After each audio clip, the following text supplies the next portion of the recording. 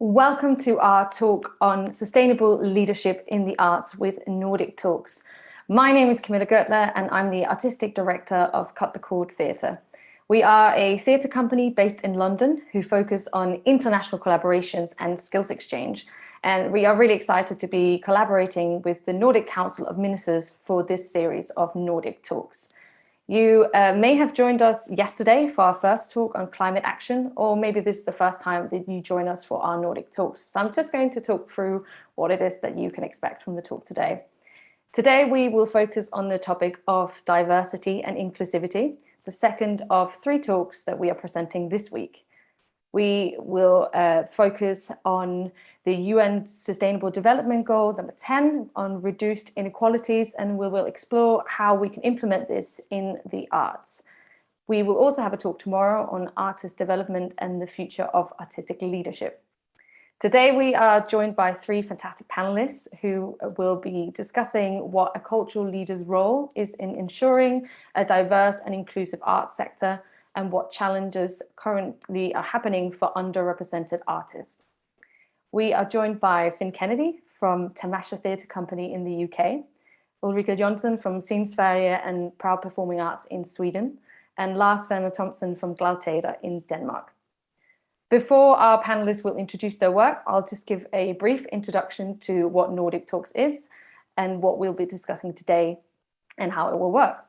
Nordic Talks is a series of podcasts run by the Nordic Council of Ministers that explores sustainability and sustainable action points for the future in different industries around the world in relation to the UN Sustainable Development Goals.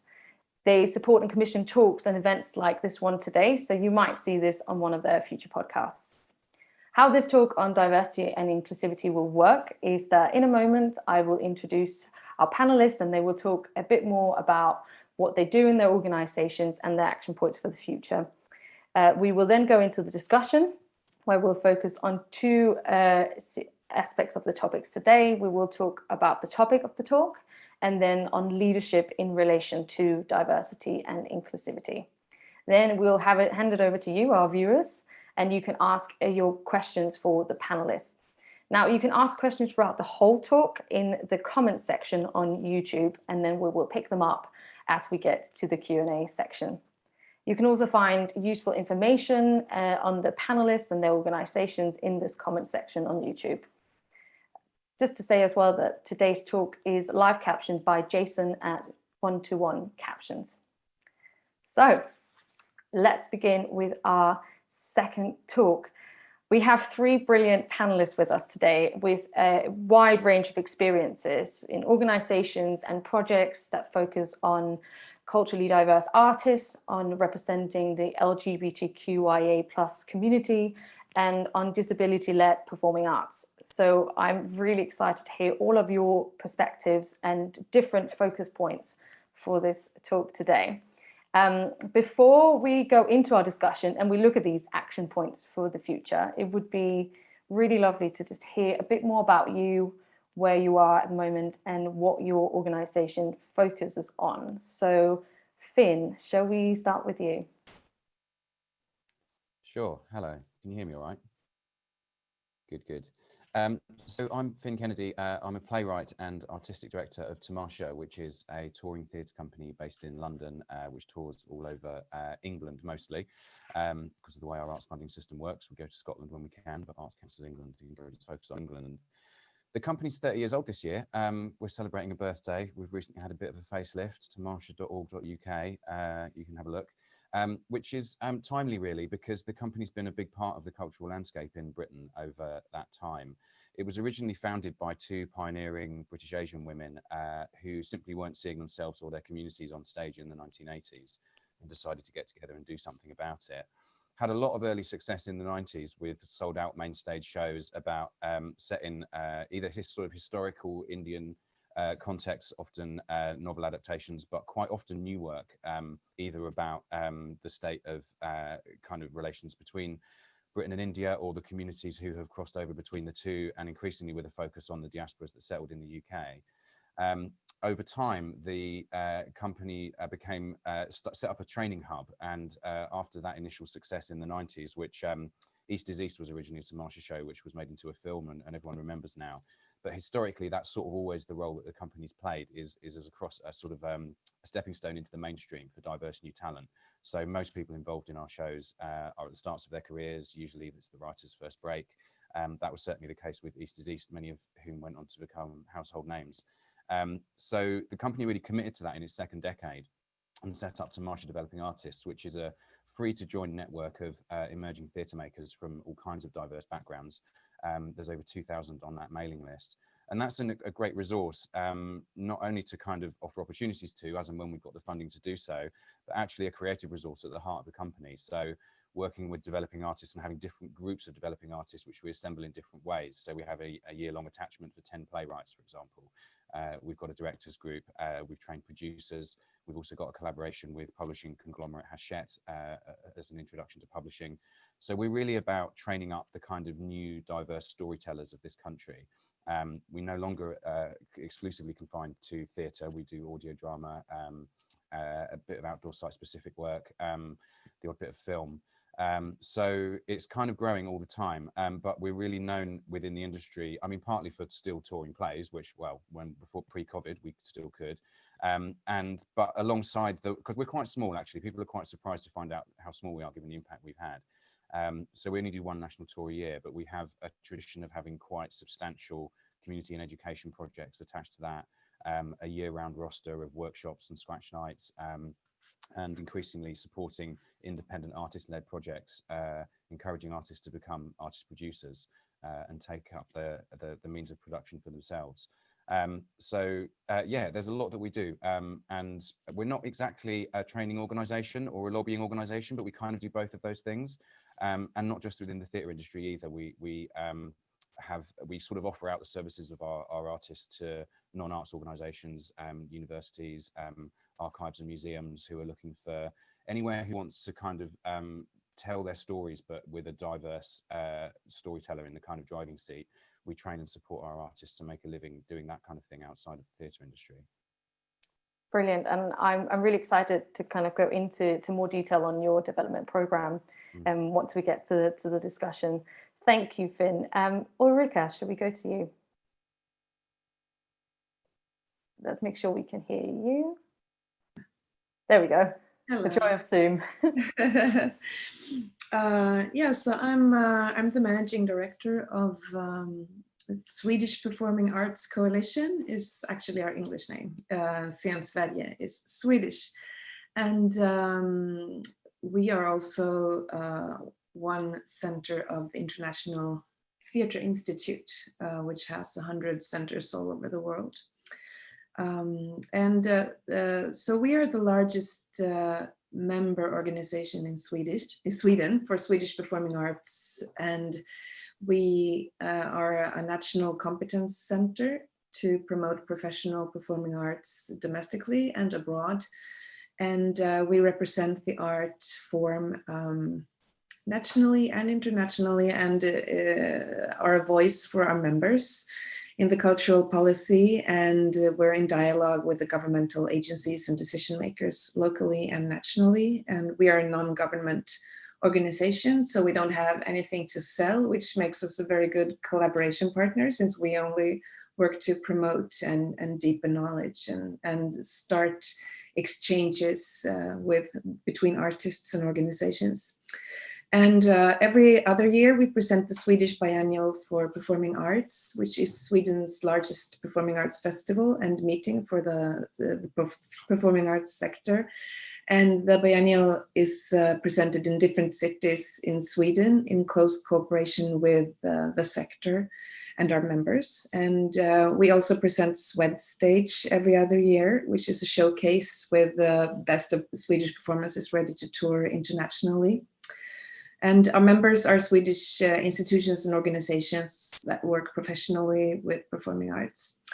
And so at the World Theatre Congress in Segovia, Spain in 2017, with the International Theatre Institute, we initiated a new network and work group called Proud Performing Arts to promote and lift and performing arts within the LGBTQIA perspectives, and artists working with that. And so the network works like a platform for solidarity and inspiration, and strives to bring forward the different conditions for LGBTQ plus people all over the world. And yeah, that's the short presentation. Fantastic. Thank you so much, Ulrika. And I'm sure we'll come back to you on the responsibility, I guess, as well for working as a membership sort of organization and how you work with partners. Thank you so much. Lars, let's go to you. See if we can get you on sound. Yes, there we go. Can you hear me? Good. Absolutely. Hello, everybody. My name is Lars, and I'm the artistic director of GLAD Theatre. I'm also a director. And GLAD Theatre is a company for actors with disabilities, all kind of actors and all kind of disabilities. So we both have like learning disabilities and physical disabilities. We have an ensemble around 18 actors right now. And we do shows for everybody, we used to say. So we both do like specific for children and young people, and we do grown-ups, and we do like for people specific with other disabilities, but mainly just for like a normal group of audience. Our goal with our project is to give the audience something they can't get something somewhere else, because artists with disabilities need to have a voice, because there are resources that they can reach out to people that normally would not get something from our actors. So that's our main goal, is for the sake of the audience. And then I'm also sitting in a board of IAN, which stands for International Inclusive Art Network, which is a network under ASITAI, which is mainly for children and young people all over the world. And we are around more than 55 countries represented. And it's a network for artists, venues, theater, festivals that are interested in inclusive art. Yes. Fantastic. Thank you so much, Lars. Thank you to all of you for that introduction. I think it's really exciting with the breadth of experience that you all have in different areas and in different topics. And we're going to go into that today to see how all of your experiences as organizations and artists yourself, how that influences your action points for the future in terms of diversity and inclusivity. I think before we go into our discussion, obviously, we are going to talk about more accessible practice. We're going to talk about diversity and about inclusivity. And like I mentioned earlier, we have a panel that's got a very varied experience.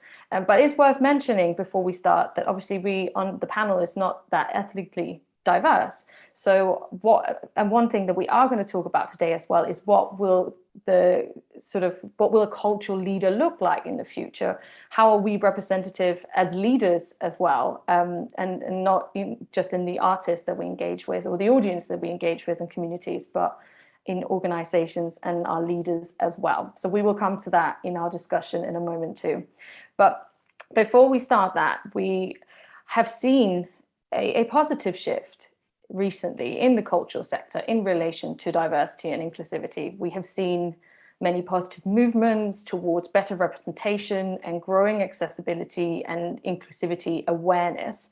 But we, like I said, with many of these topics have still got so much to do. So we are going to look at those action points today. But before we do that, my first question to you, our lovely panelists, is what are the changes that you have experienced in the last couple of years? What have you noticed? Should we start with you, Ulrika, maybe?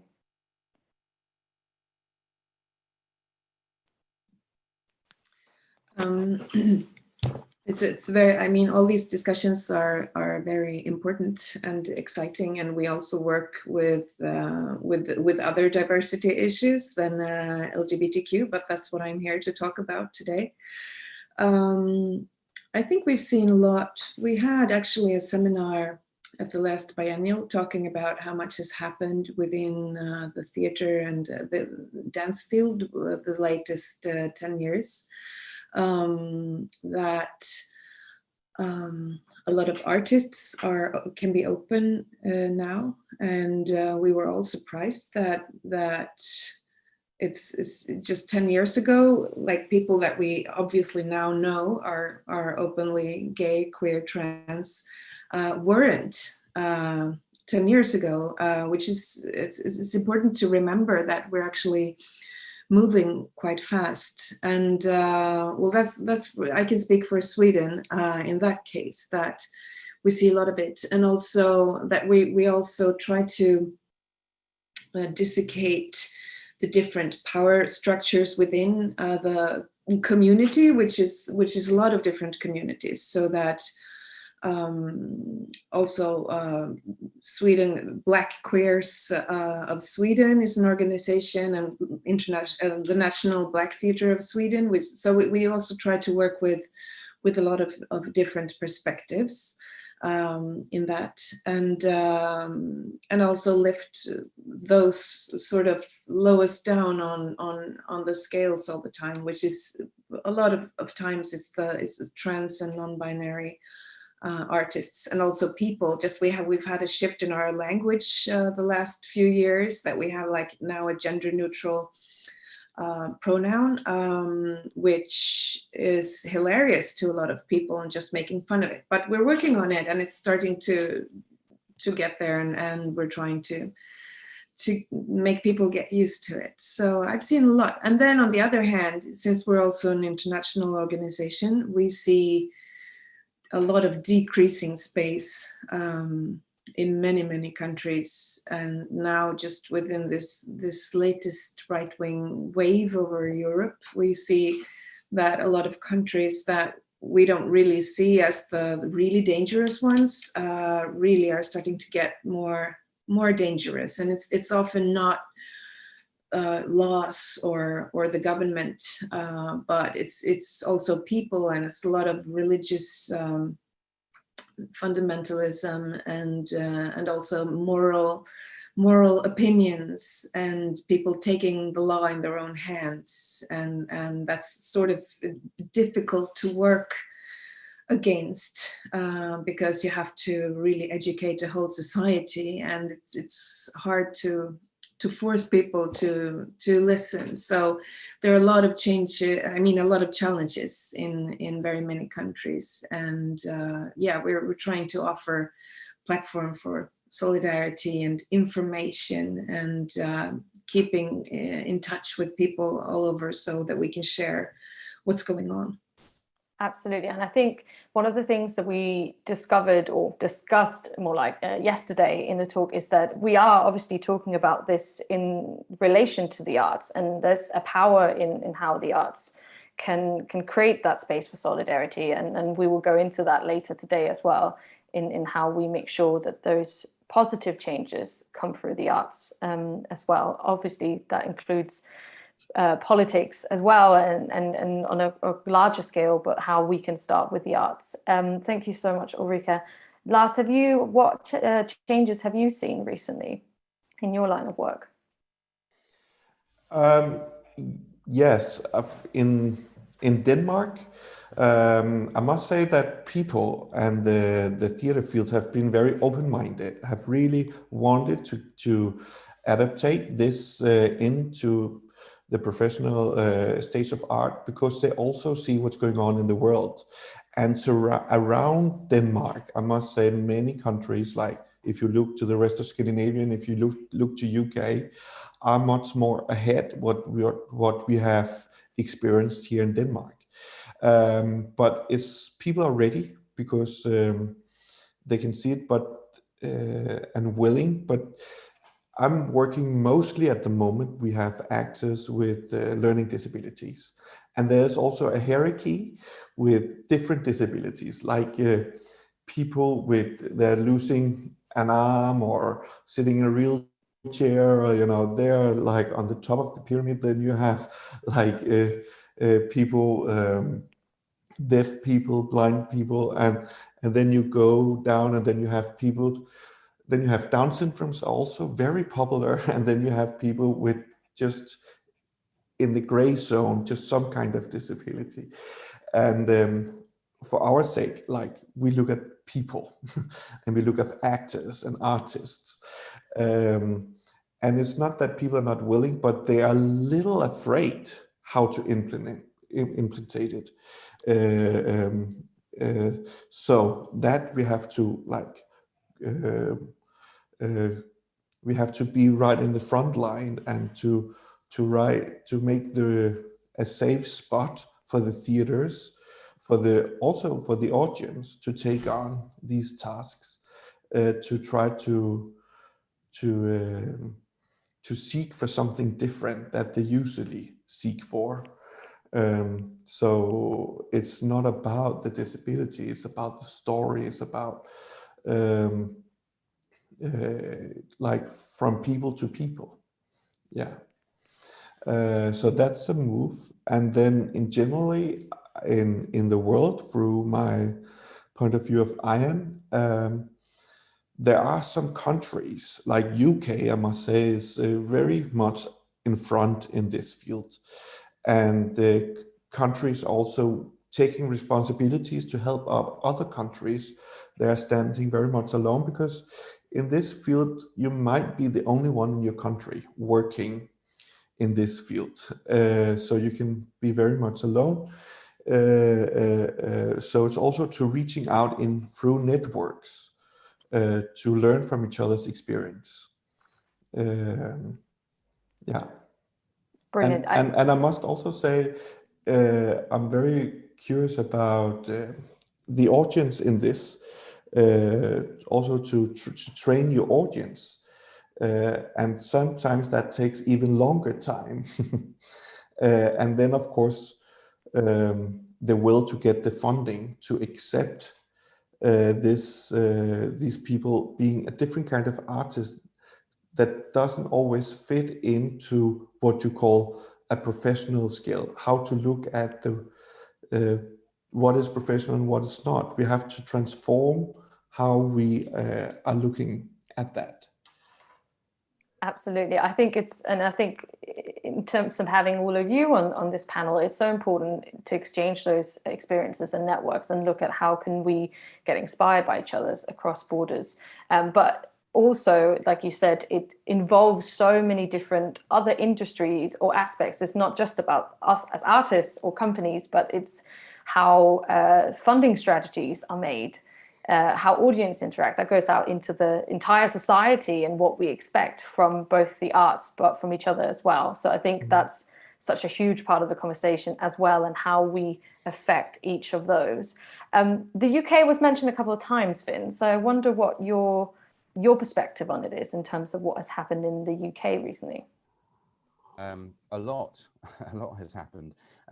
In spite of our kind of national conversation and indeed reputation being disastrously hijacked by the Brexit fundamentalists at the political level, actually in the theatre and arts scene, we've seen extraordinary positive changes in the last 10 years. So those are probably best exemplified by a whole wave of new artistic director appointments coming into venues around the country, from Black, Asian or mixed heritage artists finally breaking through and getting those senior roles, often at quite a young age. So it sort of started with Kwame Kwayama getting the Young Vic job in London, Indu Rabassingham at the Kiln taking over from Nick Kent. But since then, we've seen Lynette Linton at the Bush come in, Roy Weiss and Bryony Shanahan at the Royal Exchange in Manchester, Matthew Zera at ATC, Nadia Fall at Stratford East, Shuba Das at High Tide. So these are a mixture of venues and touring companies, really high profile, well-funded, well-established companies. So that's a real change, and a hugely positive one. But I think it come about because of sort of 10 years of kind of grassroots debate and pressure. Organisations like Artistic Directors of the Future coming together, for example, as an independent artist-led initiative to set the stage for that change. And what they did so brilliantly was to tap up the what was then the existing artistic directorships of lots of different venues and ask them to host events where their artistic director would just talk to new artists about what it was like to be an artistic director, how you got to do it, you know, the responsibilities, the nature of the role, answer questions. So it was really just a kind of ongoing, open sort of training forum. But with that practical, on top of that practical offer, kind of had a sort of subtle campaigning role, which is about we are preparing the next generation here to take over these roles because a change is coming. And they were right. I think on the onstage side, we've also seen some breakthrough plays. So we've seen commercial potential with plays like Misty by Arinze Keane or Nine Night by Natasha Gordon going into the West End, having started in the subsidised sector and proving that, you know, there's a commercial audience for this work. On TV, we've seen breakthrough shows like I May Destroy You, Michaela Cole. A lot of this is very high profile here in the UK. It's predominantly Black-led work, which is interesting to observe. We've seen less South Asian and East Asian kind of communities and artists breaking through, some exceptions, but they're a little behind, and we're kind of working on that. The other thing that we've seen is the Arts Council actually getting kind of serious finally about diversity. Certainly since I've been in this role, they've stopped doing it recently actually, but for a while they published the diversity statistics of all publicly funded organizations over a certain amount of state investment, and it was a kind of name and shaming exercise because some of them were shockingly, you know, white and middle class, and I think that did have an impact because it sort of means that the big venues who sort of historically kind of not necessarily deliberately, but they've kind of overlooked or excluded smaller diverse-led companies like Tamasha and others. We're actually just through the sort of nature of the conversation and culture emerging, we've been in a stronger position to knock on the doors of those venues and ask to partner up in various initiatives to address this, some of which I can talk about a bit later. The tragic thing, of course, is that the pandemic has set all this back, like at least 20 years, in my view. I mean, the artistic directors that I listed at the start, most of them have been in post for a year or two at most, and were in the middle of just getting their feet under the table and launching their first seasons, and then lockdown and pandemic came along. And they've essentially found themselves in the business of laying off staff and having to stop a theatre going bust, which is a tragedy, really, given the potential that they all had and have. And I hope that they'll find ways to overcome that. The big issue going forward is financial risk, because I think any time there's a huge financial shock, the programmers and production kind of gatekeepers' tastes become very conservative, and we've already seen things like talk about Jerusalem being revived and these kind of big, very worldwide commercially successful shows as kind of the only bankable offer at the moment. And new diverse plays and talent have always been seen as a risk, and never more so than now, which is a pity. So that's something we're really going to have to battle against. Absolutely. And talking about the challenges that are still there for underrepresented artists, I don't know, Ulrika and Lars, what your experience is. What are the challenges that are still there? So Finn talks about the pandemic setting us all back, and especially in the UK in terms of funding and having the space to take those risks. Is it the same for you where you are? What are the challenges that artists are still facing? Well, here in Sweden, we're devastated right now because the theaters were allowed to have 50 people in the house up until a couple of weeks ago, when they finally raised it to 300. And now the other day they were down to 8. And so it's very confusing, and especially the freelancers are very bad off. And it also depends on what kind of company you have as a freelancer, if you get like the crisis support or not. And all the technicians, the fundings that we have are for the artists mainly. So like the technicians and set designers and all of them, it's even more difficult. So yeah, this goes for everyone right now, not only for for the different communities. Yeah, it's complete darkness. And Lars, for actors in particular that you work with, what are the challenges that they're still facing at the moment? For my actors in my company is that for us to work on soon to work on the social media can be very difficult for that. They will. It's very difficult for them to be a part of the world, to work from home, because they have social issues that they need to be approached differently. So they very quickly suddenly become secondhand people in the society when you don't know how to have a work home space. So we have very much focus on keeping our actors safe and not to lose them, uh, um, to keep them healthy. And actually, we have like some people suddenly went so sick and ill and what they have in their body, so we had to let them go. Um, so it had some very bad consequences for some of our actors.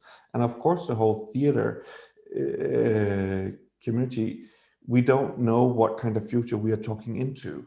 Like in terms of festivals, what kind of platforms are we going to communicate our future projects? What kind of projects will we be able to take on, and so on? We very much like to have our actors interact, because it makes sense with our actors that you are there together. Is it possible in the future, or how is it possible in the future to make like an intimate space together with the audience? And so many questions, and we are not the only one. So also when you're a small theater and you have to reorganize everything, so everybody we work with also have to reorganize. Also, we have some international,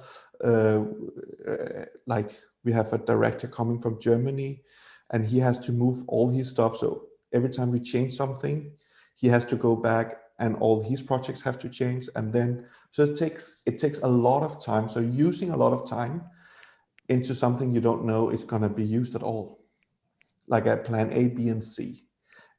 And it's so extremely important for our actors to know what's going on ahead. You know, people with autism, people, you know, they need structure, and it's difficult to provide structure in this at this time.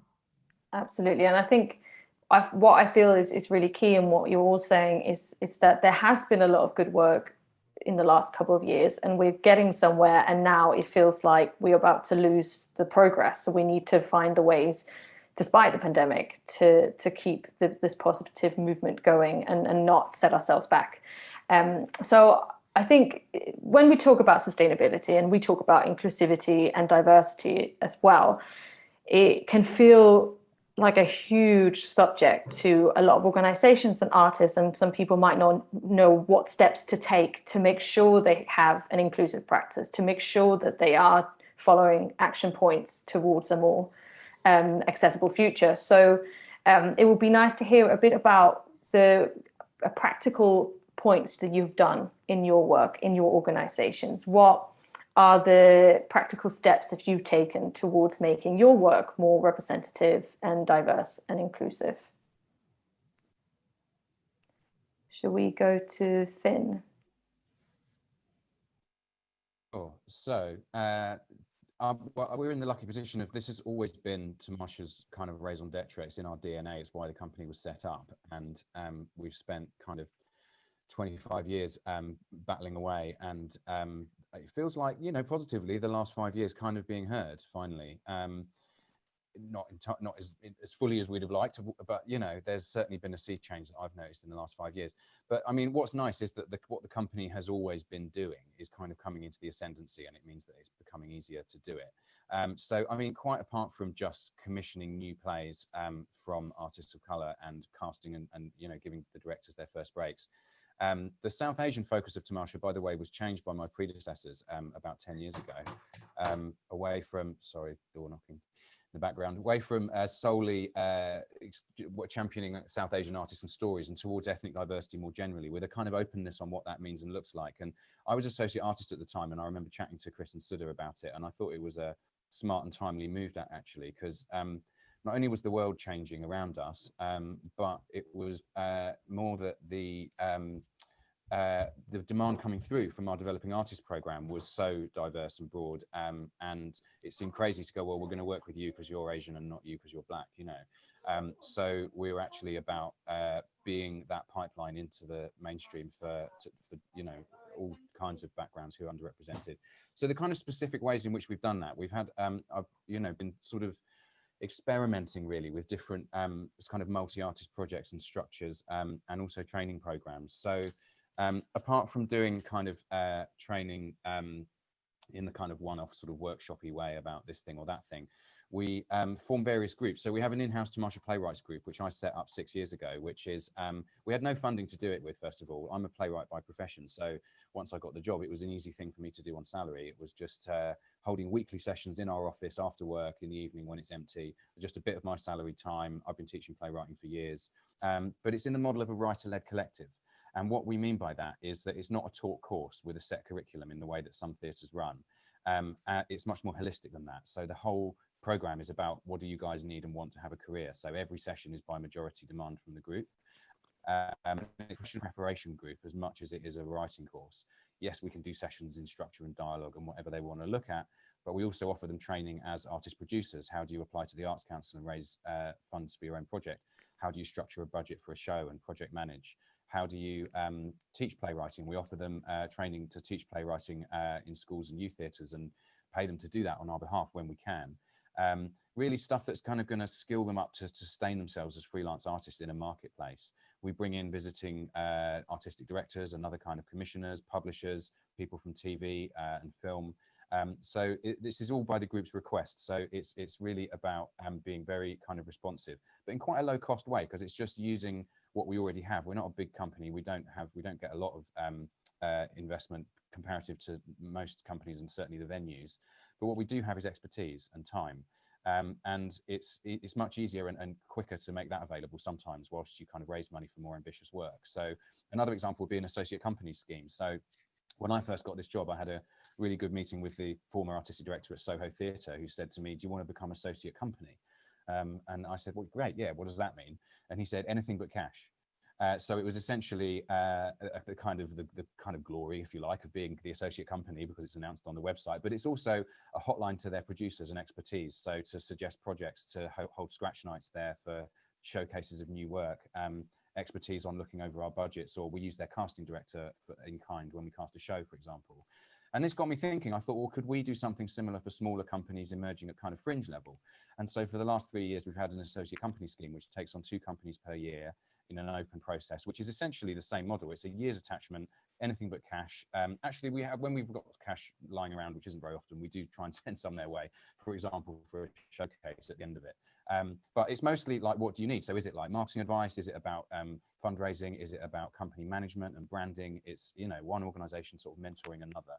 So those are just a couple of examples of sort of low cost time rather than money based initiatives, which allow smaller companies to look after even smaller companies. Brilliant. And I think that ties into what we're going to talk about tomorrow as well, which is artist development, and how do we make sure that we have open doors, that it is accessible to all, and that our leadership structures are perhaps remodeled now that we are hopefully entering kind of a rebuilding of the arts, and socially what that means.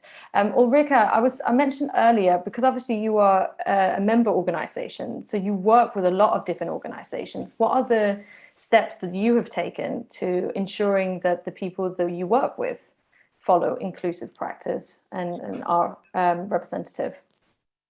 Well, for us, it's a lot. Also, what Finn said, that we are an organization that has always worked with this, but of course, you can always be more practical about it.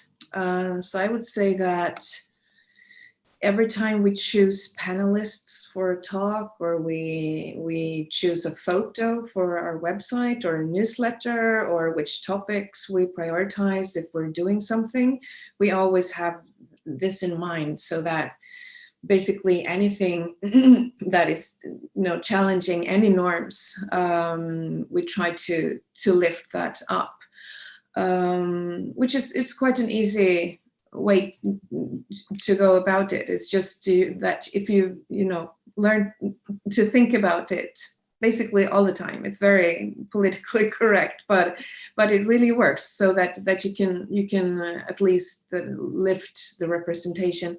And also there's a question in the chat from Emma, that's also how can we reach and include people that are underrepresented in the field. And that's a really difficult one, because if you're looking for an expert in a certain topic, like we want to talk about queerness in children's theater, you know, someone who's been working for 20 years with this, and maybe we will not be able to find the diversity we would like in a panel, but we always try to also ask people, look for new people, and also find people that maybe is working as something else within the field, but actually has a lot to say. So it's sort of, you can also test sometimes to bring some new blood in, because everyone needs that, and focus on diversity and inclusivity, and sort of,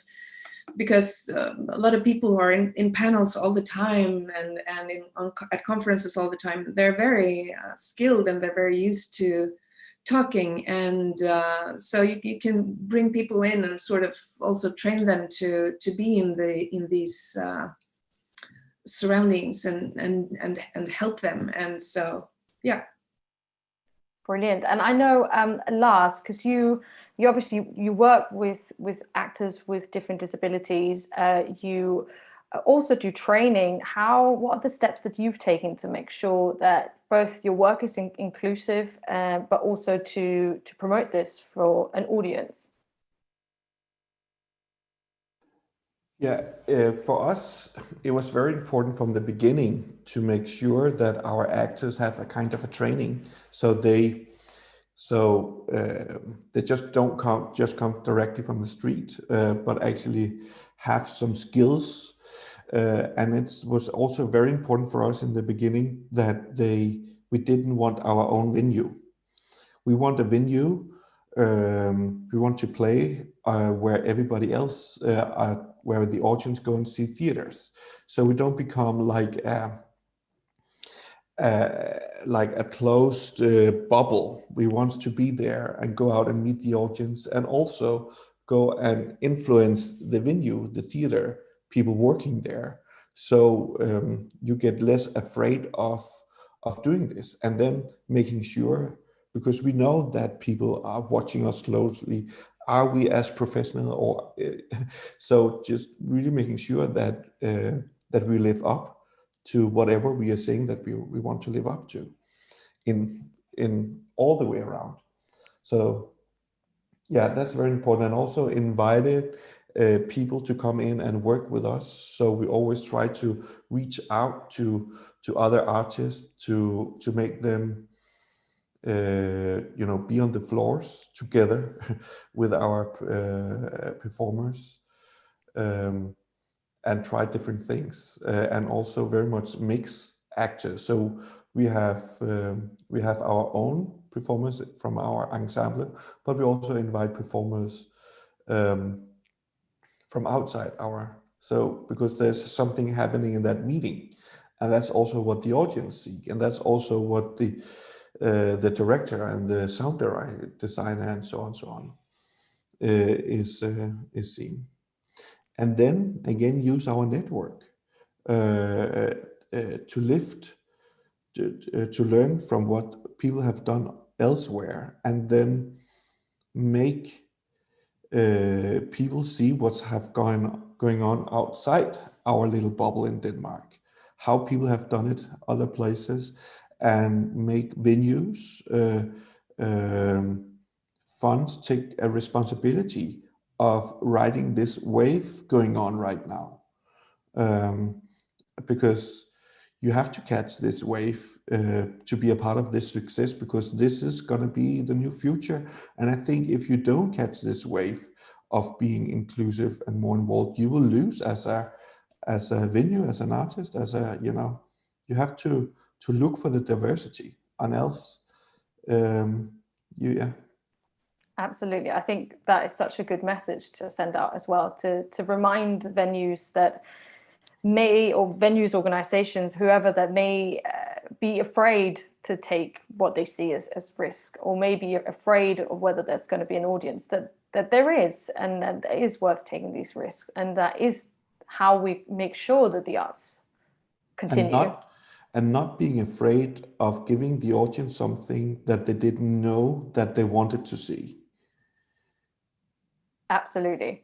Absolutely. And I think it's safe to say that all three of you are such front runners. That's why we've invited you on this panel, because it's so inspiring what you've been doing. But I think it does take a lot of courage, and it takes leadership. And that's obviously why we are talking about leadership in relation to this today as well, is what is a cultural leader's responsibility in making sure that these changes happen? What, in your opinion, does a leader have to do in this time to make sure that their practice or their work or their organization is diverse and inclusive? Should we go to Finn? Oh, sorry, Lars. Lars, you can take this one. Yeah, I would just think to make a platform for it to happen, to make the artists get together,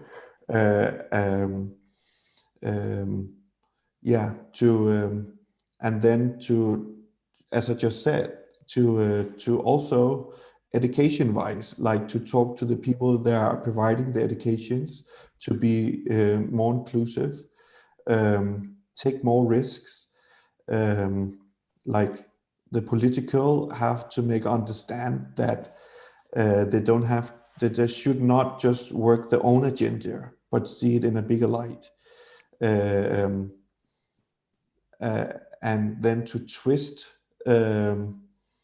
people's mind of how to look at this, but then also to provide a high quality in our work, like make sure that it has a high quality.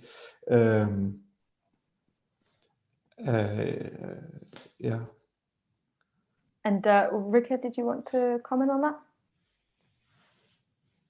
I would say that in these digital times that we have now, it's a choice not to be informed.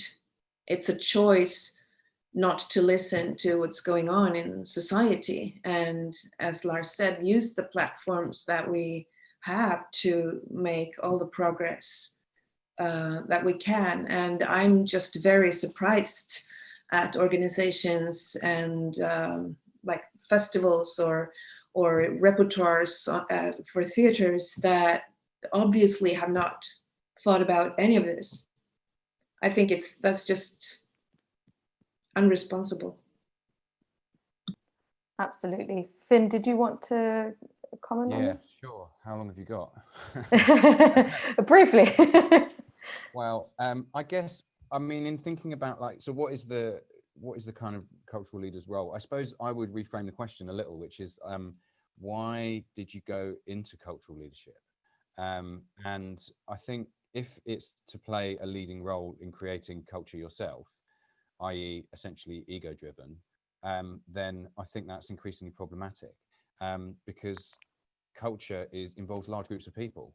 It doesn't just involve individual artists, and culture is larger than just the cultural industries as well.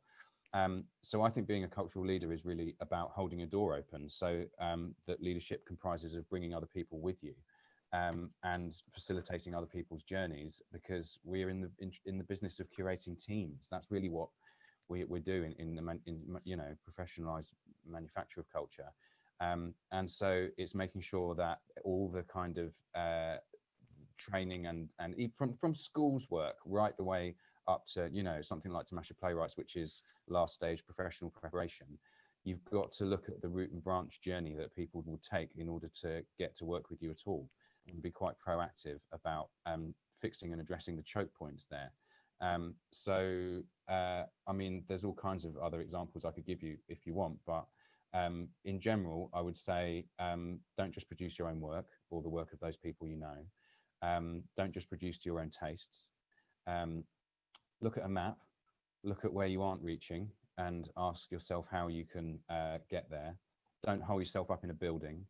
I think theatre buildings in particular are really intimidating to lots of people. And regularly meet potential new collaborators outside of your usual circles. So during lockdown, for example, we've just started something called Ask Tamasha, which is simply a 20 minutes you can book in to speak to any of the Tamasha team who are available that month. It's usually me or our lead producer, Debo, sometimes our executive director, Valerie, sometimes marketing as well. So we'll have a kind of themed one. And anyone can apply so it's just an hour of someone's time, 3 20-minute slots, meeting on Zoom to talk to sort of, 3 different people about whatever questions they might have. I've been really struck by how much I enjoy those conversations, but also how much brilliant creative ideas come out of them. So one of them is an ongoing conversation with one guy who was interested in doing some kind of theatre show in shisha cafes, which I think is a brilliant idea. So although I'm not able to kind of commission it or anything, I am pulling together a focus group for him of other artists who might be interested in just knocking that idea around with him a bit and connecting him with them. And then perhaps supporting a funding application which they lead on with our kind of light touch support. So it doesn't necessarily require a whole lot of time, money or imagination. It's just about giving people a leg up where you can. Brilliant. And we're just about to go into our Q&A, but so if you have any questions out there when you've been watching this, do keep sending them through and we'll try and get to them all. But before we head into the Q&A, very briefly, I have one more question in terms of leadership and the role of the cultural leader. What would you like the future of leadership to look like in relationship to diversity and inclusivity? Maybe this is a hard exercise, but maybe we do one sort of sentence each of what would you like future leadership, maybe is broader, to look like. Ulrika, should we go to you first? Very big question, Camilla. If I could say one thing, I would say don't be afraid to collaborate. We're not competing with each other. We're helping each other. Brilliant. And Lars? Yes. I'm at the moment very focused on being able to look at the individual artist. What do they come with, which is unique for them, and how can that be a part of the stories we're going to tell in the future? So to make a platform to take whatever our artist is coming with as something unique, and what can they give into the world that nobody else can give. So we don't always just focus on producing shows, but also how to actually be better of seeking for new way of working together. Brilliant. Thank you for that. And Finn, let's go to you. Hard one and a big one, but I think it would be something along the lines of making the routes by which you can even become kind of eligible and sort of considered for these jobs much more transparent, so that you just avoid that thing of opening the paper and thinking, well, I'd never get that job, so what's the bother? What's the point of applying? And there's so many ways you can do that, but I think a really important one is having artists within the company alongside you, a kind of artistic associates program, a writers group, a directors group. However you kind of can make it work, but it's sort of like leading isn't about you really. I think it's about leading and helping other people to achieve their potential. So if you look at how governments work, there's a prime minister or a president, but then they have a cabinet. There's a whole load of people looking after health and education and transport, so find those people, look at who's going to look after your education offer, who's going to talk to you about your offer for directors and writers. And if you can't pay those guys, then at least offer them a sort of honorary role so that they've got something on their CVs, buy them some food every few months or a drink and just meet and talk, offer them a skills swap, free workshops. Emerging artists have all kinds of in-kind needs, which those on salaries can kind of speak to in exchange for them having a sort of advisory role. Someone said to me when I got this job, there's only one secret to leadership: surround yourself with good people and then listen to them. And I think that's really good advice. Brilliant. Thank you so much for that. And we are going to head into our Q&A. So we've got a few questions through from our viewers out there. So we've got one from Pernille from Bora Bora Dance. So dance company, I imagine you're in Denmark, I think, if I'm correct. So Pernille, the producer, asked, she would like to ask you all how your focus on inclusivity in one area has fostered new initiatives or thoughts in other areas of inclusivity.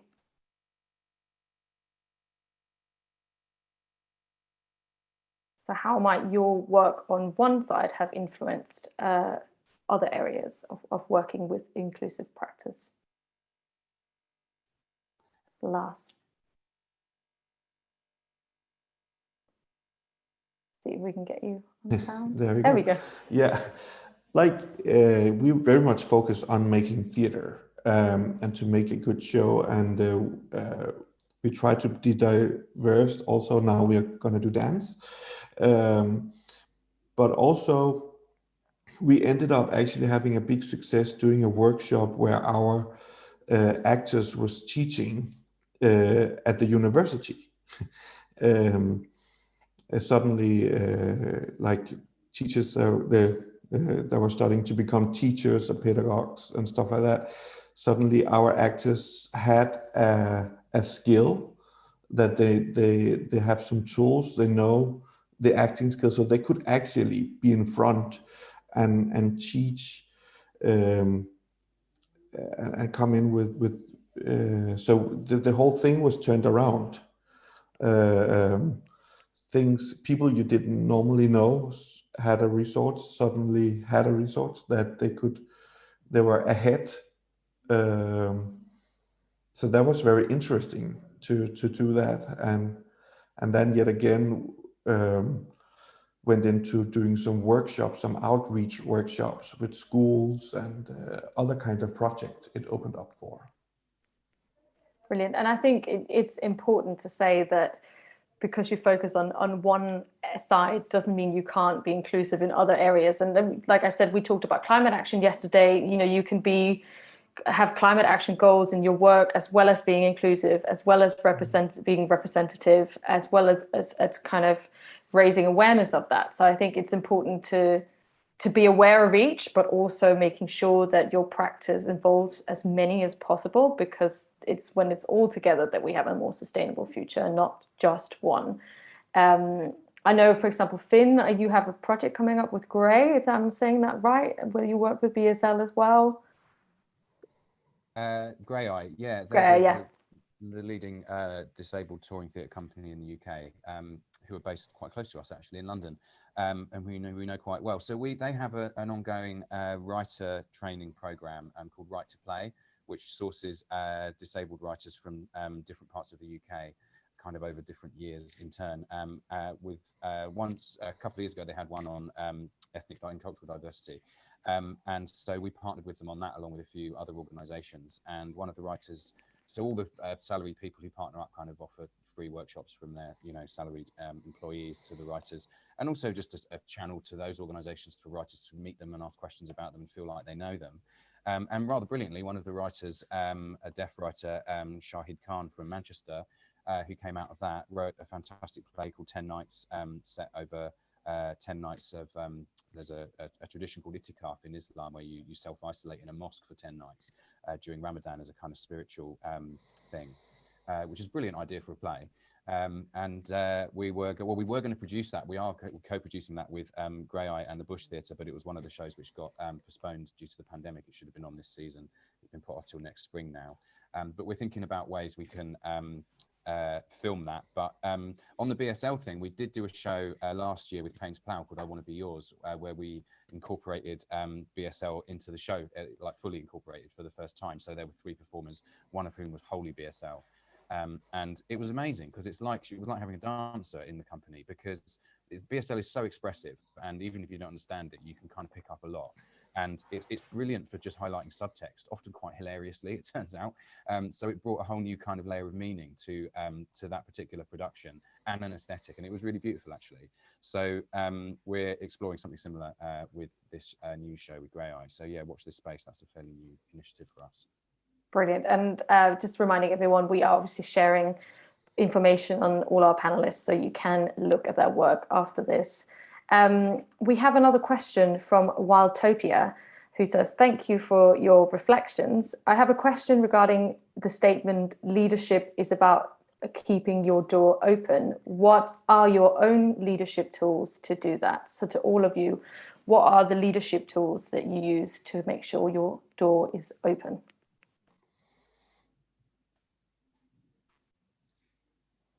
Well, I've already talked about a few. I don't know if you want to hear from the others. Should we go to Lars? Yes, I must sometimes find that my door is not as open as I wish it to be in practical, but I am really trying to have a focus on it also. Or for me, I just keep I keep talking about making the frames or the platforms for things to happen, that I provide spaces like opportunities. And it very quickly come down to money-wise and all this boring stuff. But I really want to listen to my actors, so when they come with ideas, and to take whatever they come with very serious,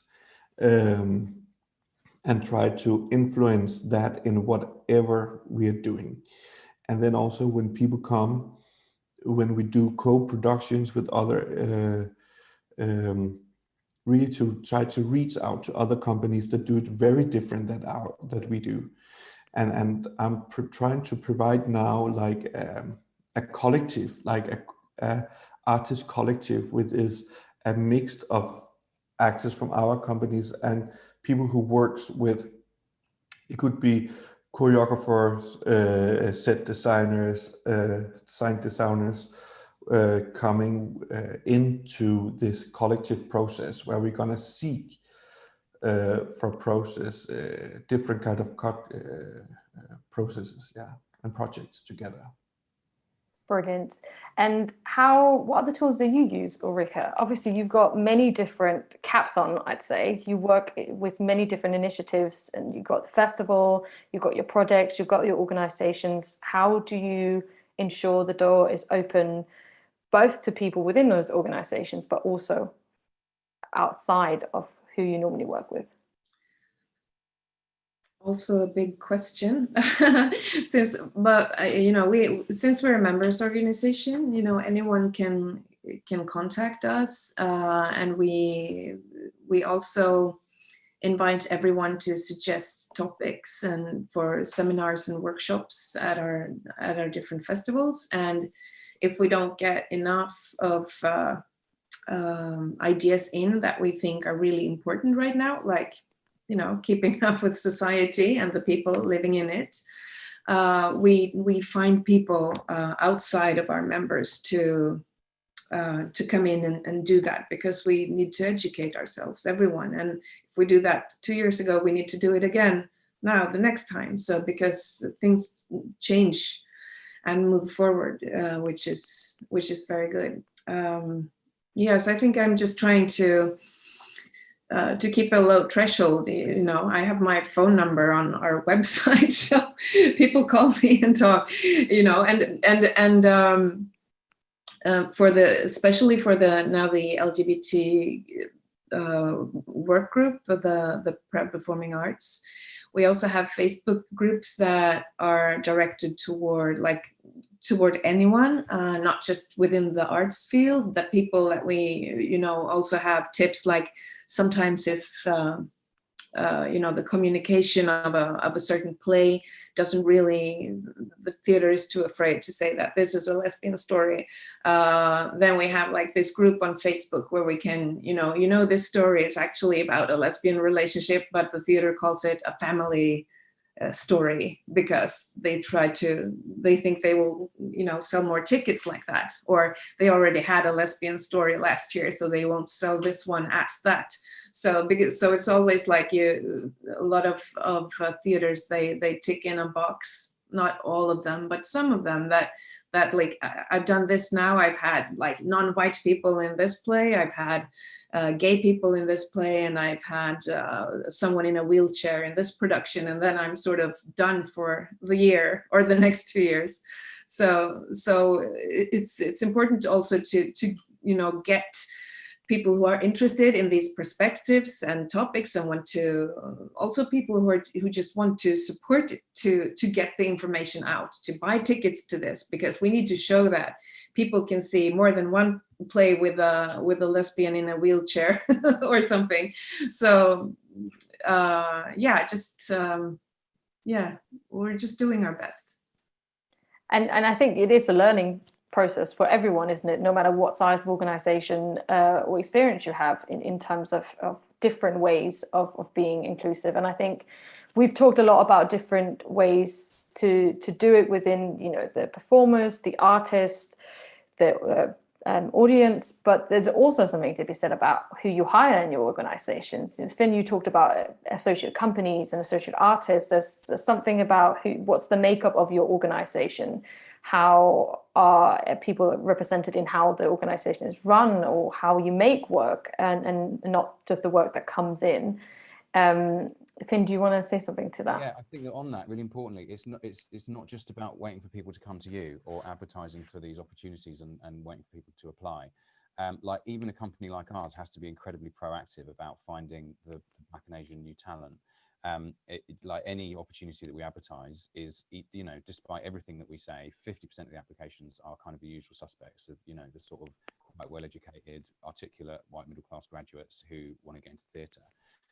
So we have a history of doing that in a really kind of grassroots way. So there's another artistic director, Dawn Walton, who until recently was my counterpart at Eclipse, a Black-led touring theatre company. She's brilliant. She likes to say that diversity is inviting people to the party. Inclusivity is asking them to dance. She also says, if you want people to come to your party, it's best if you've met them first.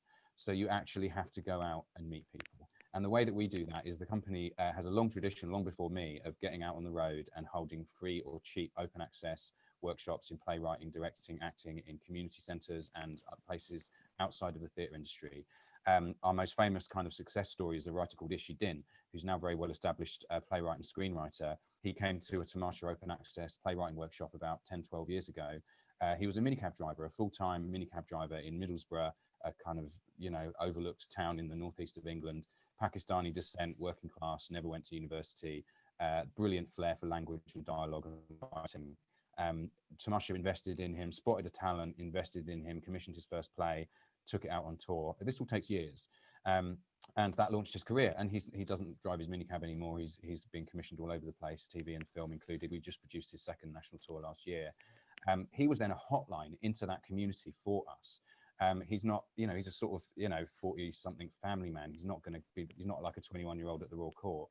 So he was a sort of channel into the Middlesbrough sort of town, kind of, particularly the Pakistani community there. So through that, we got a community project called Taxi Tales off the ground, which was working with other minicab drivers in Middlesbrough to write bespoke monologues for them to perform to customers in the backs of their cabs, which we are indeed over a few years as a theatre project, and then pitched to the BBC as a TV iteration, which they commissioned, and it became a BBC Two thing last summer. So I'd give that as an example of like, none of that would have happened, and we wouldn't have got those Pakistani minicab drivers from the northeast of England on the BBC if Tamasha hadn't 10 years ago been really proactive about going out into that community centre in Oldham and finding Ishi Din.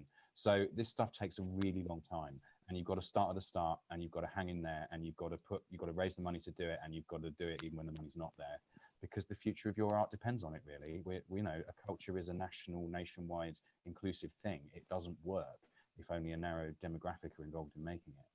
Absolutely. And I think this ties really nicely into the question from Emma from Acting for Climate. And Ulrika, you touched on this a bit earlier, but she asked, how can we reach and include people that are underrepresented in the field?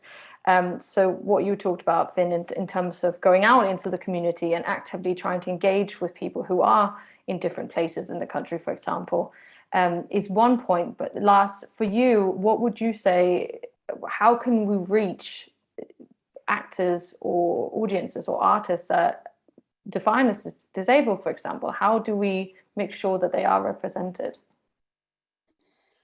It's interesting because in Denmark, we have this very, very nice, good social system that takes care of everybody. And it means that people are very often in a bubble. So like people with disability, they go where other people with disabilities go. They go to do gymnastic, they go to special centers, so they don't really integrate so much within our society, actually. So we think we are so good of integrating and taking care, but we are not. And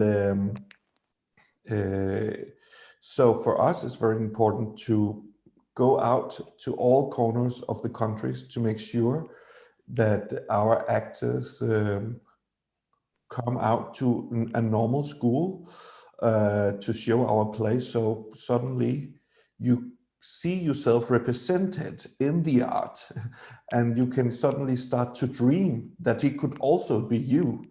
And we can have the discussion, we can have the workshops along with it. So there's a direct line from the viewer to us. That's very important, and that's also a very important link in our in IAN, that we go out to areas to seek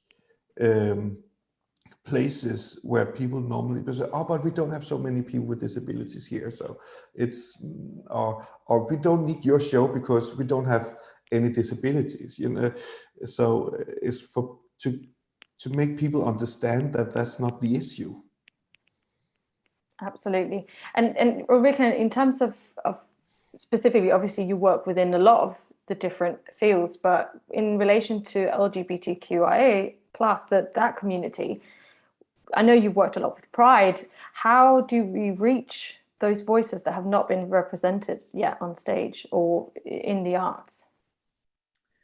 Well, we work a lot with contacting organizations that are, you know, LGBT plus organizations like RFSL in Sweden, ILGA Europe, GLAD, and IETM, which is also a European organization. So we make open calls and just make sure that we slowly, you know, try to spread the information about this, but we also have to do it with credibility. As also someone said in the panel, it's the power structures. I'm the way that I look, and I'm very, you know, straight passing, and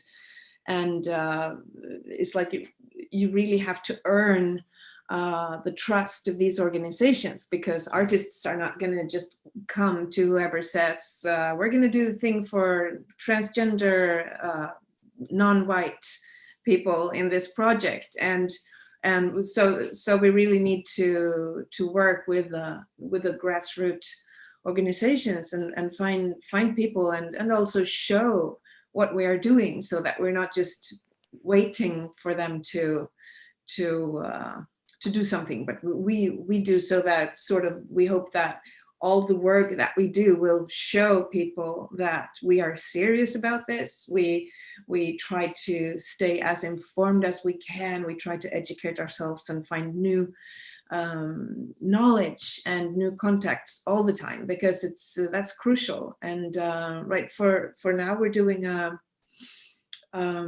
project with transgender people in Georgia, and that's amazing to gain the trust to collect for, like, now digitally, of course, but since we've been there a couple of times, but to make them come to a Zoom meeting, and in that Zoom meeting earn their trust, so that they feel that they, you know, that we are someone that can do something for them. And because we have access to funding. We have access to, you know, embassies, stakeholders, media. So we really want to lift the people that really need it the most. So yeah, I think just also resilience and proving that you mean well and that you're trying hard.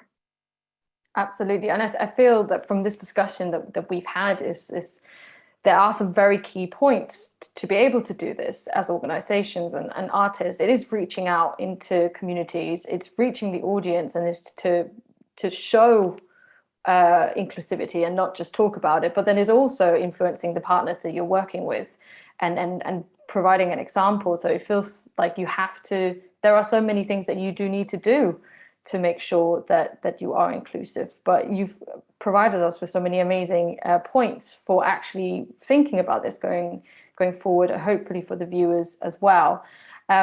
We have come to the end of the questions. So I want to say thank you so much, everyone watching, for sending us your questions. If we didn't get to your question, I really encourage you to reach out to our panelists and their organizations and contact them and engage with their work. And yeah, I want to say thank you so much to all of you for answering these questions. We are coming to the end of the talk, and we've had insights from you and reflections on how we can make our work more diverse and inclusive, and how we can be better at representing everyone in the arts. To finish the talk, we want to provide our audience with some action points for everyone watching on how we can all incorporate a more accessible and equal practice in the arts going forward. So Finn, Ulrika and Lars, I am going to come to you. I'm going to ask you for one action point each for how we as individuals and artists can act to support diversity and inclusivity. Another big question. Should we start with you, Finn? Only one. I thought I had three. So my three were kind of verbs. I think in verbs as a playwright, and these are really for you know, ordinary citizens rather than cultural professionals. The first is to buy tickets for diverse work. I mean, it really is as simple as that. Vote with your money, including if it's an online show. You know, in this year, doesn't matter if you don't enjoy it that much. You know, it's something new. I mean, you might enjoy it far more than you think. But the point is, take a risk. There's more affordable work of this kind out there than ever before if you look in the right places, and just choose to support those initiatives and organisations and artists. The second is request more diverse offerings from the established institutions. So make it known, either, you know, behind the scenes or publicly on social media, that you'd like to see more of this kind of work or that kind of work. And not just beating them over the head, but if they are programming work of the kind that you'd like to see more of, congratulate them, tell them thank you. So show that there is an audience appetite for this. So the third one is advocate for and champion the new work and artists that is coming through, even if it's just a supportive tweet where you CC in the company and go, I really love this, everyone should check it out. Small companies at the starts of their careers, that's gold dust. They can harvest that and put it in funding applications. So, you know, these are my three: buy tickets, request more diverse offerings, and advocate for what's already there. Brilliant. Thank you so much. And very clear action points, because obviously this is for organizations, this talk, but also just as much for individual artists, because we need to make these changes in all areas of the arts and on all levels at this point. So thank you for that. Ulrika, should we go to you for your action point? Yeah, sorry, Camilla, I also have three. we're all told three. We were all told three.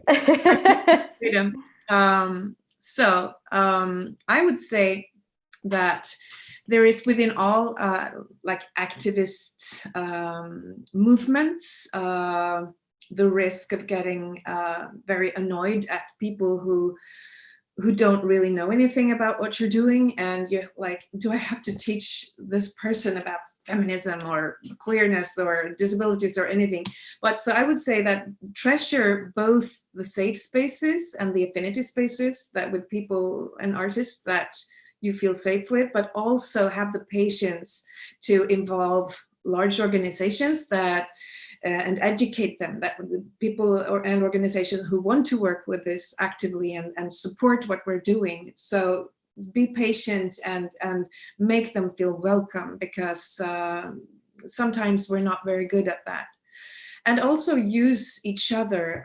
This is my second. Use each other, because with a broad foundation, we can get more credibility and weight when we approach stakeholders, embassies, journalists, funders, art councils. And the third one, keep in touch across borders, because now also in these days, there's no excuse to not see each other and take part in what other people are doing. Because one thing you can be sure of is that someone else in the world has thought about exactly what you're thinking about. So find them. Fantastic. Thank you so much. And let's go to you, Lars.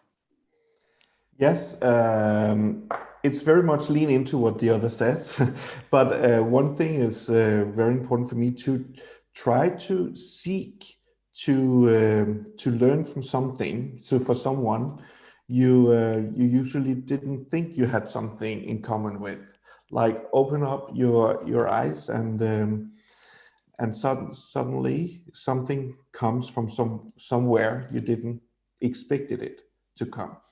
And then yet again, if you love what you're seeing, if you are, if you're curious, then invite someone in your curiosity, because we need to help each other, to sell each other, to invite people that might, if you are brave, then invite other people in to be brave together with you, to see different things. Yeah. Fantastic. Thank you so much for these action points. I really hope they inspire everyone watching, both individuals and organizations, to take this through to your own work, your own creative work, and make sure that it is diverse and inclusive, and connect across borders, and make sure to speak to others, to speak to other organizations to make sure they do these action points as well. It's nearly the end of our Nordic talk on diversity and inclusivity. Obviously, we have so much more we could talk about, but I want to say a huge thank you to our amazing panelists, to Finn, to Ulrika, to Lars, for sharing your time with us and your insights and your experience. It's been really fantastic hearing your action points today. And I really hope, like I said, that everyone watching will engage with your work and your organizations, and hopefully some cross-cultural collaborations will happen from this. So thank you so much. Thank you. Thank you for having us. Pleasure. Thank you so much. And I also want to say a huge thank you to the Nordic Council of Ministers for supporting and commissioning this talk. Thank you for letting us have these conversations, facilitating these conversations this week on sustainable leadership in the arts, and for this talk today. I really hope that you will engage with their podcast that also has other conversations around sustainability, like I mentioned before, so do give them a listen if you can. I also want to say a big thank you to my team at Cut the Cord, who've worked so hard to make this possible. Thanks for being so honored today. And also thank you to our captioner, Jason at One-to-One Captions, for making this event accessible. We're coming to the end, and of course, it's not a Cut the Cord Nordic talk without our glitter check at the end. We are so proud to promote another Nordic band and share with you one of their songs to end this talk before you leave us. For this talk on diversity and inclusivity, we would like to introduce you to the wonderful Danish-Kurdish band Say, with their song Caravan. Say is a trio who embrace the diversity of the world. They are led by Danish-Kurdish Luna Esahin, who expresses her curious spirit in lyrics, song, and sass. And the trio has created an open universe for bridge building music and a shared platform for Middle Eastern journeys in the Nordic landscapes. Say's second concert ever was for the opening ceremony of the European Capital of Culture, Aarhus, in 2017. So I really hope you enjoy the music and follow these artists.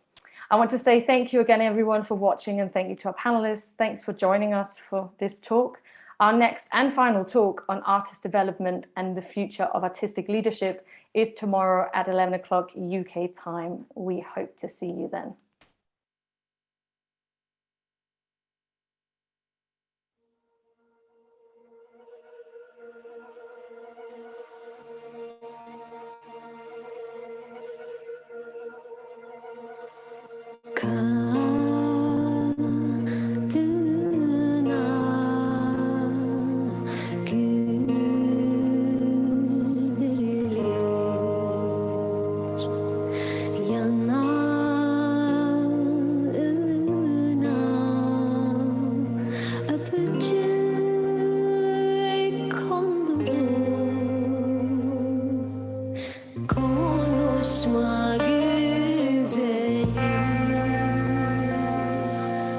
titreme güzelim.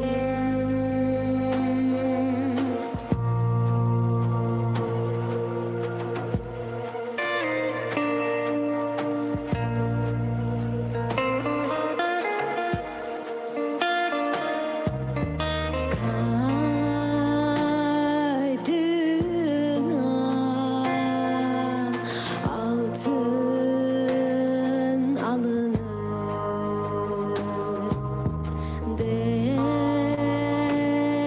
değerini gözleri gösterir. Bakma güzelim, bakma güzelim.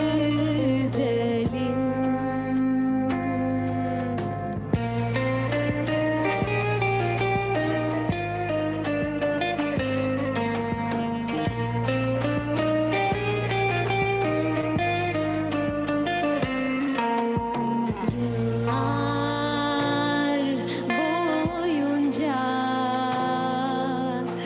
açık gözlerimiz aya doğru diktik, geri döneceğiz. Korkma yakışıklı, trende yakışıklı. Korkma güzelim, direnme güzelim. Ben susmam hey, ben doymam hey, le le le le söyleyeceğim, vazgeçmem hey.